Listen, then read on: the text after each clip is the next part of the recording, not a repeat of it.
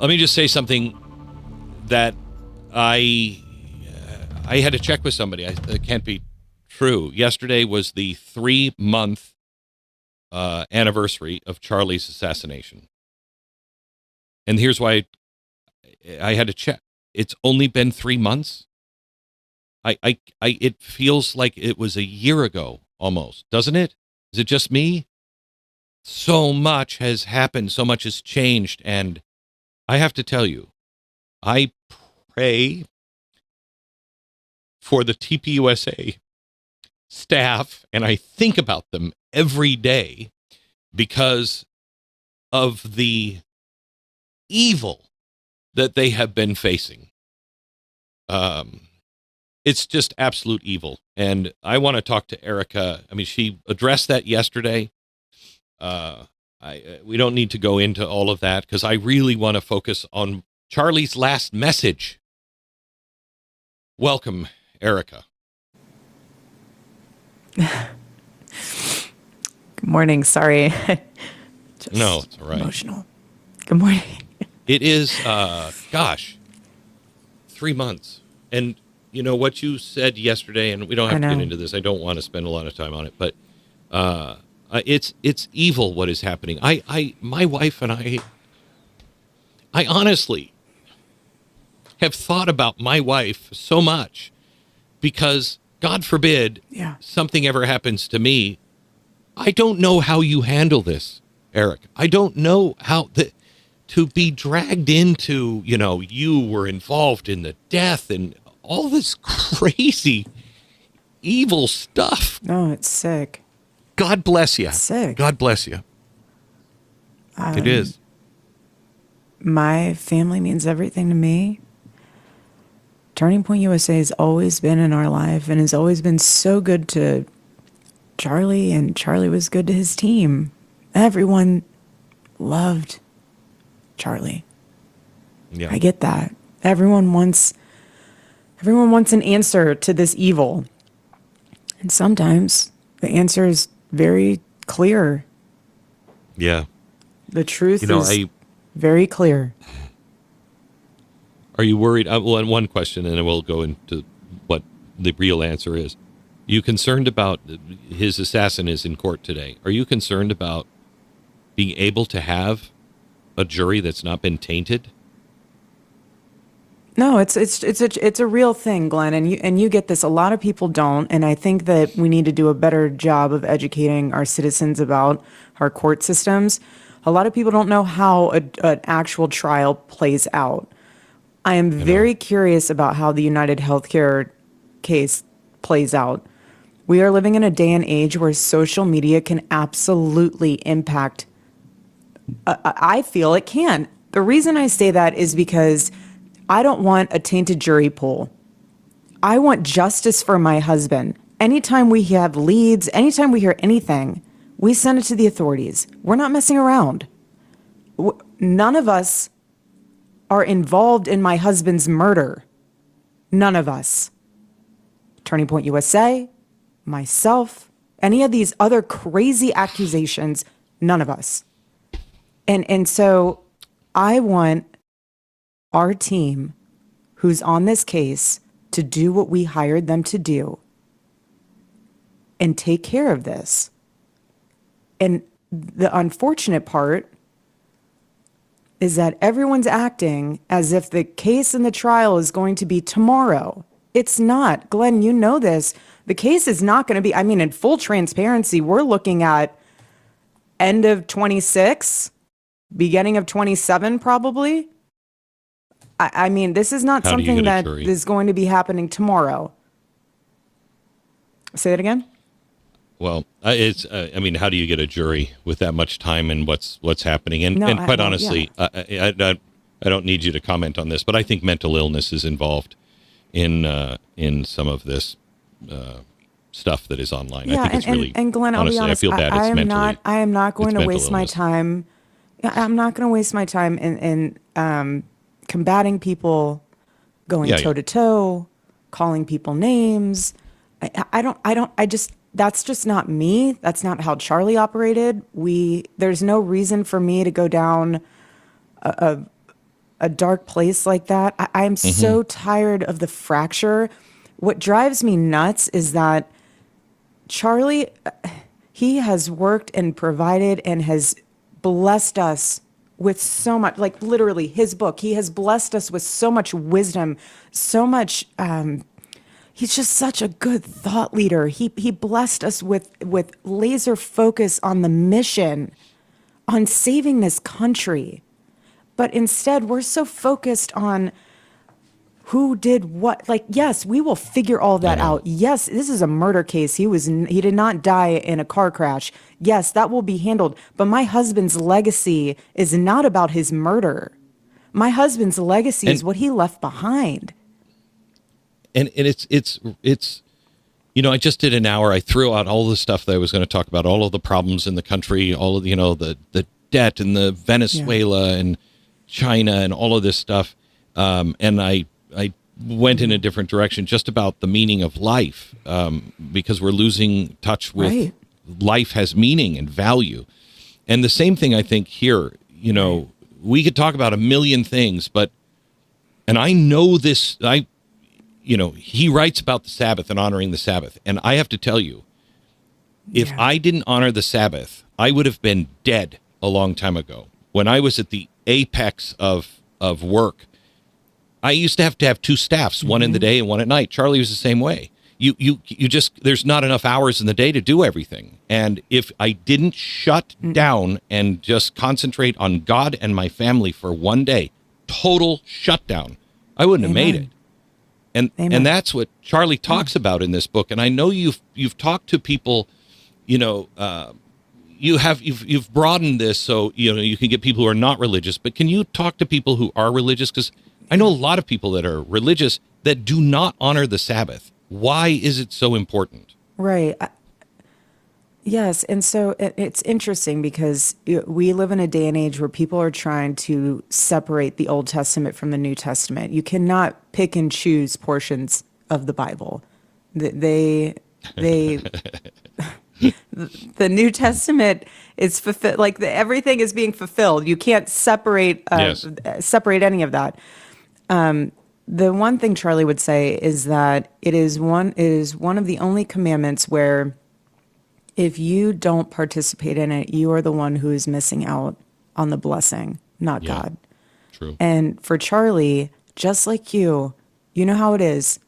Long days, long hours, trying to balance it all. And yes, you can to some extent, but there is going to come a point where you are on the verge of burnout and you have a decision to make. Are you going to blow through your adrenals, spike up all of your cortisol levels forever, and just try to wear it as a badge of honor, like asleep when I'm dead? Or are you going to do what you're doing and what Charlie's doing, where you literally are so intentional about your time down to the millisecond because you know that that's all you have. You don't know how long you'll be here, but you know that you have time and you are in control of your time and you are in control of how you use your time. And he was very good of knowing, okay, if I can just turn off my devices, turn off the noise and honor the Lord, I can reset my brain. I can give myself a second to not have to be attached to this and whatever mind virus is on the internet and the politics for that day. Like, give yourself a break. And the thing is that if you think that you can't and you're a Christian and you say, oh, well, I have this really important thing going on, you are proving right there that you're also breaking a commandment. Yeah. You're involving idols in your life. You're putting gods before the one true God. And so obviously there are caveats here, meaning if you see someone drowning, you're not going to just watch them drown. Right. You're like, there's caveats of like preserving life. There's common sense. I know common sense is not common, but let's just work with me here. Right. So can I ask you? It's one of those things where Charlie was very intentional. I blew out my adrenal glands. Sorry. And it was it's not a fun thing. And I still was honoring the Sabbath. No. But it's just go, go, go, go, go. And I don't know, but there were times that Tanya, and she was the key for me, we would get sloppy. And I would say, honey, I have got to fly here. I've got to do this. This is, and we get sloppy for a while. And then we would, bring it back, et cetera, et cetera. Did you guys go through a period? I mean, were you just like, did you just nail this? Or do you have periods where you were a little sloppy? No. And you're like, okay, I got to correct it. No, we have, and that's the creative part. Charlie was never legalistic about this. He wasn't. If you can't get a full 24 hours in, work it in through your week, maybe you just sunset your device from 5 p.m. up until the next morning. I mean, back in the day when we didn't even have email, people knew they couldn't reach you. You did have a home line. I think we should bring back house phones, make house phones great again. But I just feel that, there's a way for you to be able to do this and not put pressure on yourself where you're letting yourself down. That's what I don't want to have happen, is where you let yourself down. So if you say, you know what, I will be doing this on Wednesday and I'll be doing it for these specific amount of hours, just be easy on yourself. Give yourself some grace. Start off with an hour, start off with 2. And then from there, you grow and you become more and more intentional. And then the people around you will honor that. And you're setting your own boundary to where they even get to have a chance to have a Sabbath. Yeah. Hang on. I take 1 minute break and then we'll be back with Erika Kirk. Her husband's book was just released. It'll be #1. And it's fabulous. And what a way to go out. Your last message is honor the Sabbath. And here's why. We're with Erika Kirk. Yesterday was the 3-year anniversary. The 3-month anniversary. It feels like 3 years at times. It feels like 3 years. Doesn't it? I mean, it's got to, even more for you. It just feels like it was forever ago. It's crazy. Charlie's final book is out. It's called Stop in the Name of God, Why Honoring the Sabbath Will Transform Your Life. You guys made the decision to honor the Sabbath on Saturday. Why did you do that? Can you tell me? Mm-hmm. Why did you find that important? Mm-hmm. Yes. Honestly, it just boiled down to schedule-wise for us. Charlie always made sure to build in that day specifically because he wanted to be prepared for the week ahead, and he loved having Sunday as his planning day. I'm actually sitting in his office. This is his home office, and I have not been in here for a very long time, and that's part of the reason why I keep looking down. It's not because I'm not wanting to look at you, it's because there are so many treasures in here. Like, for instance, like this piece of paper, he wrote on everything. He has papers everywhere. This says, it's the priorities. It says family, children, legacy, kids #1, versus careerism, consumerism, and loneliness. It's interesting. I don't know. I could spend hours at this desk, but my point is with little things like that is that he would sit here on Sundays writing, using his journal, like going through all these drawers, and he was preparing for the week ahead. He was putting on his armor for battle, metaphorically, and he took that time on Sunday after being with the Lord on Saturday and with the family to really get his mind right. And I was even going through one of my kids' binders, like their baby books, and out came a letter that Charlie wrote to my daughter that she is supposed to open on her 16th birthday. And I'll never forget when he wrote that. He was so excited, and he was like, one day she'll be able to open this. I was like, yeah. But you know what? It's so interesting because I look back now and I'm thinking, in some way, we operate, like the Lord puts it in us to operate the way we operate without even knowing, because he knows what our mission is here. And so the Lord put in Charlie such a haste for time, meaning like, I'm not going to run. I do not want to waste time. Everything was intentional. Everything. Can I ask you, and please feel free, I don't mean to pry, and so please feel free to just say, I'm not going to answer this. Oh, no. But I know... Open book.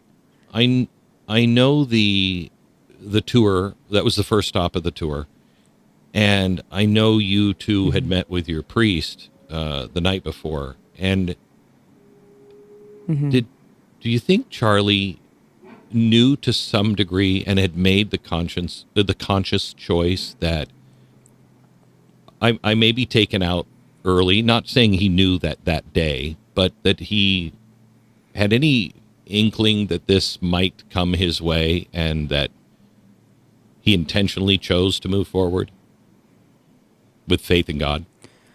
It's interesting because I have unbelievable amounts of death threats. My kids have kidnapping threats, death threats. Our whole team has death threats. We knew that there was always going to be a threat, but Charlie and I we promised each other we would never live in fear. And he would say, if they're going to get me, they're going to get me. But he was not messaging people the day before saying, I'm going to be murdered. They're coming after me. Someone's going to kill me. He didn't say that. And I have his cell phone. Didn't say that. And so what I do know is that we believe in the power of prayer. And what I do know is that we believe in our sovereign God. And what I do know is that night before, we did what we usually did before tours. We said our prayer. And we asked the Lord to protect us. And we asked the Lord that his will be done. That's what we did. Is it true that nobody knows, except for the family, nobody knows where he's buried because of what you are afraid people will do? My gosh. Why do I need to have people coming to a private place that's for my in-laws? This is their son. This is the father of my children, my husband, my own parents. Like, I want to be in peace when I go and pray with my daughter and my son at my husband's gravesite. I don't need photos taken of me. I don't need people coming up, tapping me on the shoulder. We have a beautiful place that we'll be making for public, yes. And people can ask, well, why did you put on display XYZ when all this happened? Because you know what? If we didn't show the behind the scenes of everything that happened and all that stuff, they would have still said, why didn't you show behind the scenes? If you do show behind the scenes, they're going to say, oh, this is terrible. You can't win. I'm not here to win. My audience, Erika. My audience is the Lord and Charlie. That's it.